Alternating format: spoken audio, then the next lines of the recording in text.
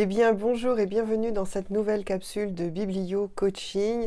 Aujourd'hui, à l'intention de celles et ceux d'entre vous qui écrivent et qui sont toujours à la recherche de conseils, de recommandations, de partage. Aujourd'hui, mon partage, il est autour des tics d'écriture et croyez-moi, comme beaucoup d'autres, je pense, j'en ai. Ce que je veux dire par là, c'est que nous avons tendance à écrire et on a des petites marottes. Donc, on va écrire des choses. Vous voyez, là, je viens de l'avoir, mon tic, c'est de dire donc. Et j'ai tendance à mettre des donc partout.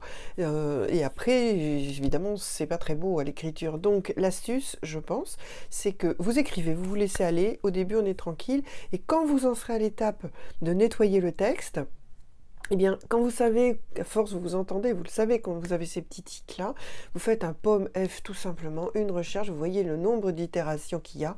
Généralement, c'est hallucinant parce qu'on s'en est pas rendu compte. Et puis, vous allez les diminuer tranquillement parce qu'il y a plein d'endroits où il n'y en a pas besoin. Moi, les donc, par exemple, c'est que souvent, par exemple, j'écris mon premier jet, je m'interromps, je fais des choses au fur et à mesure dans la maison ou dans mon travail habituel de coach ou peu importe, et je reprends, et donc, et hop, je reprends la vie de mes personnages, etc. Évidemment, c'est pas possible en version finale.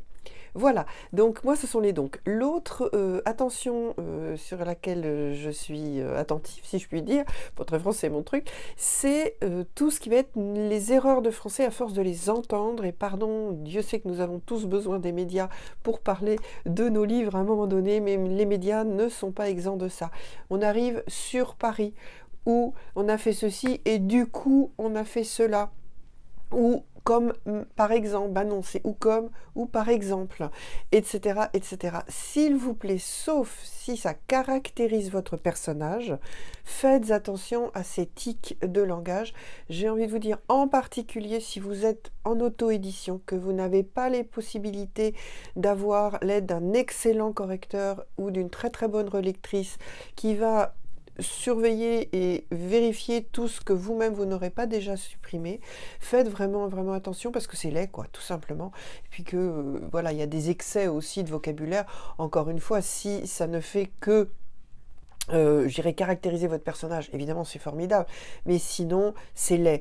Il y a les excès aussi, j'écoutais dans la rue il n'y a pas très très longtemps deux petites jeunes filles qui se rendaient chez une troisième copine apparemment, et l'une disant à l'autre, oh là là, mais si c'est 7 étages et pas d'ascenseur, je vais me suicider.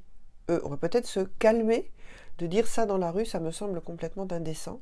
Quand les gens vous disent, non mais je vais t'exploser. Non, non, non, attendez, il y a des gens et des endroits dans la vie et dans le monde où bel et bien des choses et des bombes en particulier explosent, donc un petit peu de modération, ce serait peut-être pas mal. Sauf encore une fois, si ça correspond à l'ambiance dans laquelle est située votre fiction ou un moment d'humeur de votre personnage. Voilà, sur ces bonnes paroles, je vous laisse, je vous dis à très bientôt pour un autre Biblio Coaching. Au revoir.